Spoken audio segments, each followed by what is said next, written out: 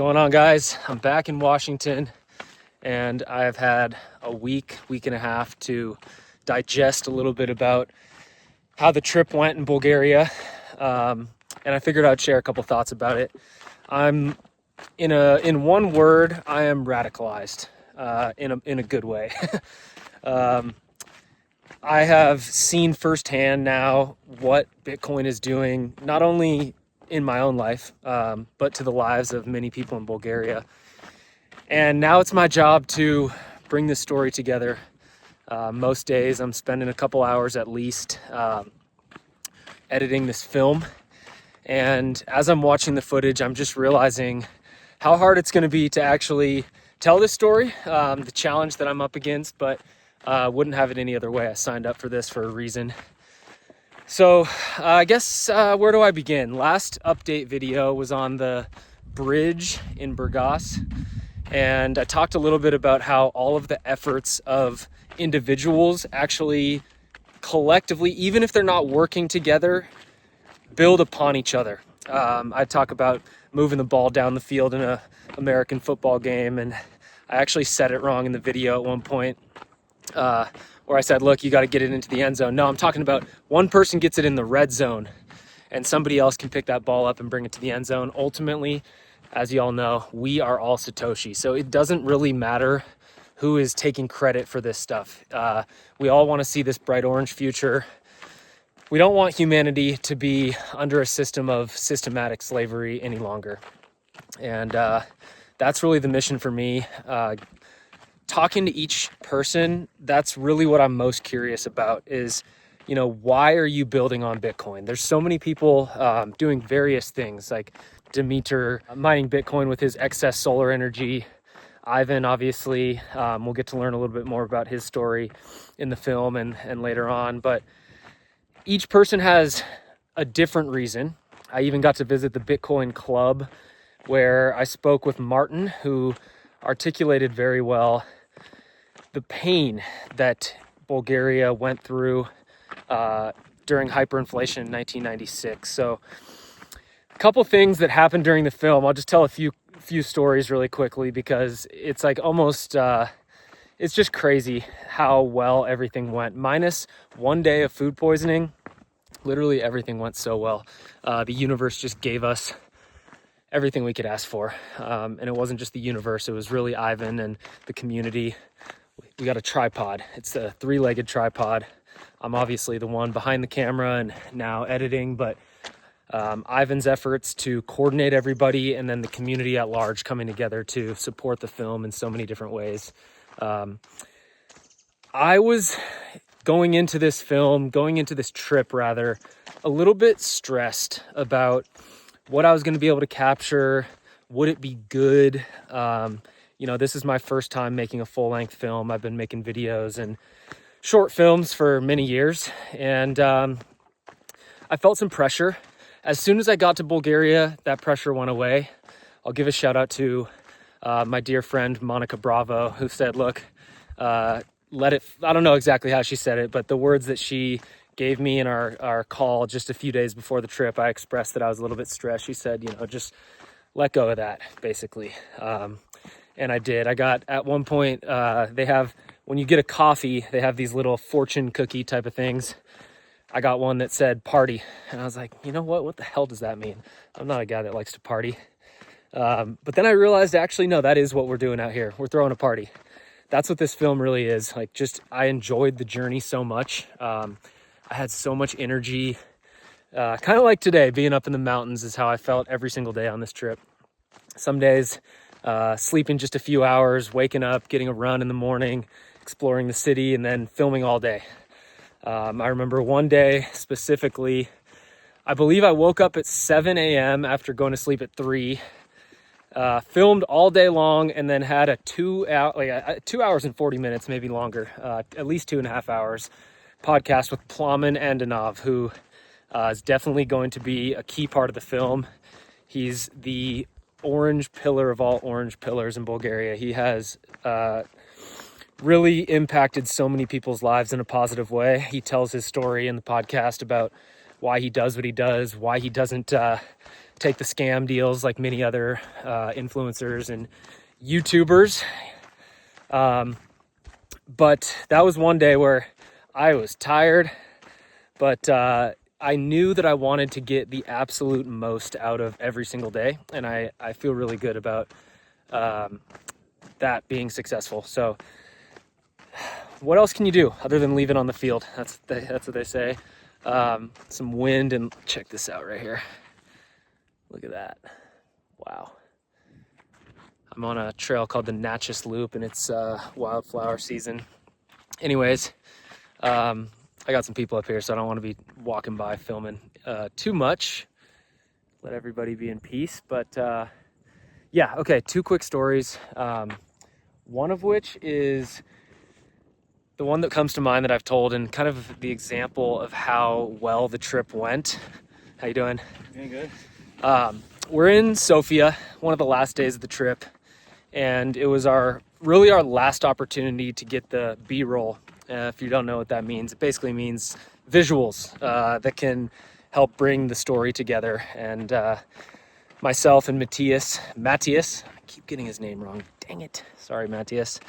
We were walking around and flying the drone, walking around downtown, and I was like, hey, Ivan, I want to film these old trolleys. They're like these 1980s red and yellow trolleys. They look kind of like communist style. On the way there, there's also these yellow bricks on the ground. So I said to him, look, let's film the yellow bricks, and then let's go film the trolleys. And then after that, we're actually going to go to a foosball. I'm going to go down here and check out this lake. A foosball bar where Ivan actually used to play. He's a professional foosball player. I didn't even know that was a thing. And a quick side note, we did play some foosball, and it was eye-opening, to say the least. I consider myself a decent foosballer. If you put me out there with some random people, I'll probably hold my own, but it was literally like playing professional basketball against LeBron James. It was absolutely impossible for me to even defend his shots. It was insane. Oh my goodness. So we're filming, the sun's setting, it's beautiful. We were gonna take the trolley one stop.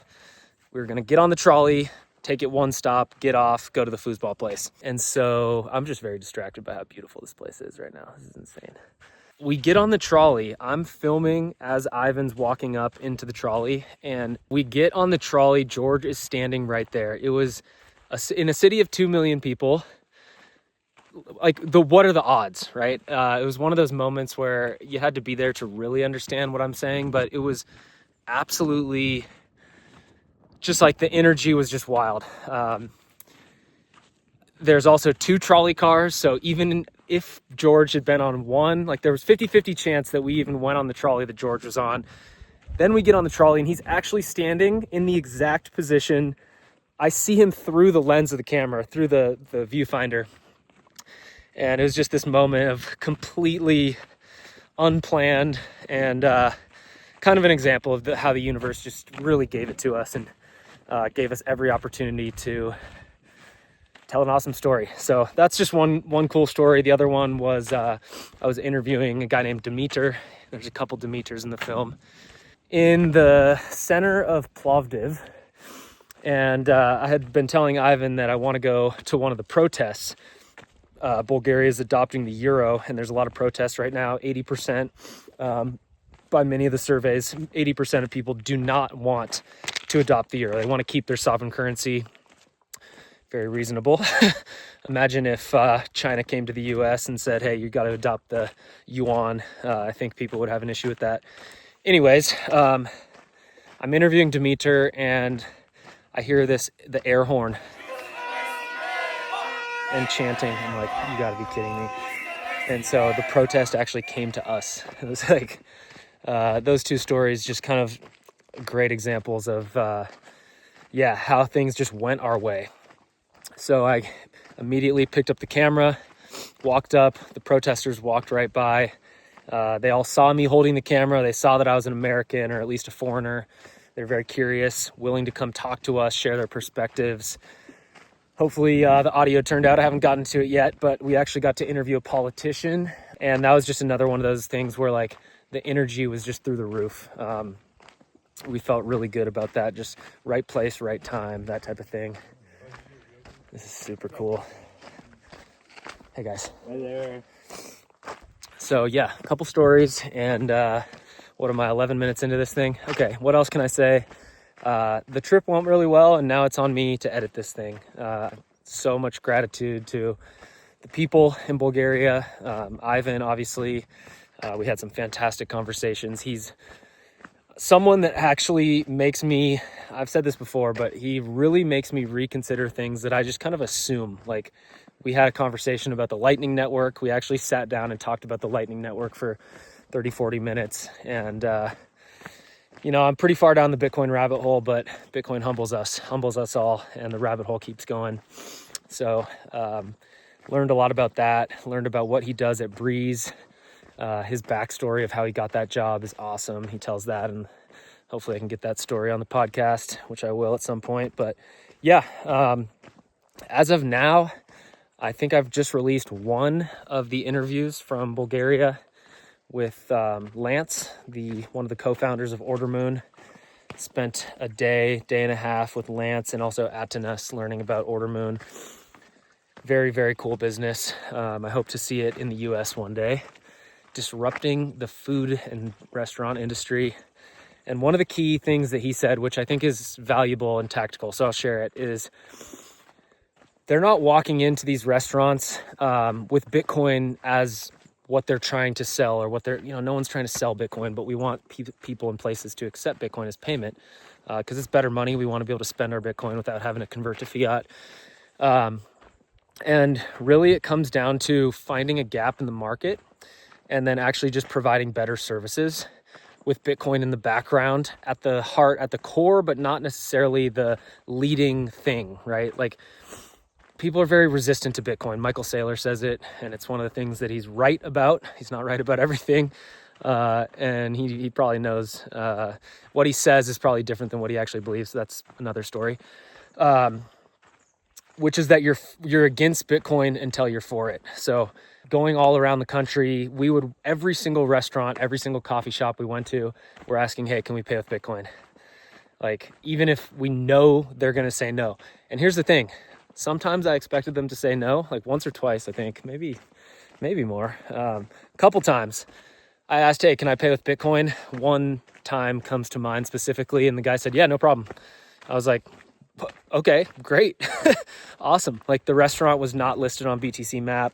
I think actually what happened was the server that was giving me some coffee took the Bitcoin and then paid for my bill in fiat. So I don't know why he did that. He was just a nice guy, and maybe also understands Bitcoin enough to the point where he wants more of it. So those are a couple thoughts. One other thing is, there seems to be a consensus, at least among us Bitcoiners. Definitely, we talked about this with multiple people and validated it, at least among the Bitcoiners that we talked to, is that there's been a shift. There's been a shift of how Bitcoin is perceived in maybe the last 18 months. And I'm starting to see it here as well. Like, when I tell someone, hey, I'm working on a documentary film. What's the documentary film about? Oh, it's about Bitcoin in Bulgaria. Say, oh, that's interesting. They're not rolling their eyes. When you say the word Bitcoin, a lot of people just think scam. They're associated with crypto and whatever other FUD is out there that they've been force fed through, the corporate news or whatever. But yeah, despite all of the efforts of the corporate news, the people that are, have a vested interest in seeing Bitcoin fail, the tides are shifting. It's just a fact, and not really debatable. You'd have to actually go experience things, like coming back and actually trying to articulate just with words something like this is one thing, but going and spending Bitcoin, using Bitcoin, it makes it more real. Definitely, when you actually use something as money, it's much different than when you just buy it and hold it. So, as I've said before, one of the biggest goals with the film is to turn Bitcoin holders into Bitcoin builders. There's so many of us that have been on the sidelines for a period of time. I call it the sidelines. We're practicing, we're learning, we're getting bullish on Bitcoin from a number go up standpoint. But at this point, I really don't think that matters. Like as I talk with Plowman, which will be a great podcast, it's kind of over for retail. Like at this point, it's the institutions that are going to be gobbling up Bitcoin. It's the nation states. It's the big players and the big money that are going to take this thing from call it 2 trillion to 20 or 50 trillion dollar market. I hope individuals accept it. And that's why I think this film is so critical. Like the most important message right now in the Bitcoin space is what Jack Dorsey talks about, what a lot of people talk about, Marty Bent, which is that we need to use Bitcoin. Jeff Booth as well asked him, how can we serve the Bitcoin? How can we serve Bitcoin, basically? How can we move the ball? And he said, look, 2 words. Use it. So that's a big driving force. I have immense conviction that is the message that I want to spread in this film. And that's the hill I'm also willing to die on. I'm an open-minded guy, critical thinker, self-proclaimed critical thinker.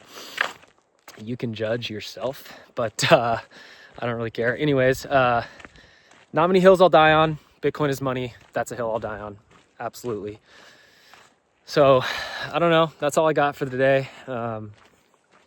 Sweet. I'm fired up. I just swam in this lake back there right before doing this. And yeah, guys, thanks for watching. That's the update all over the place. But till next time.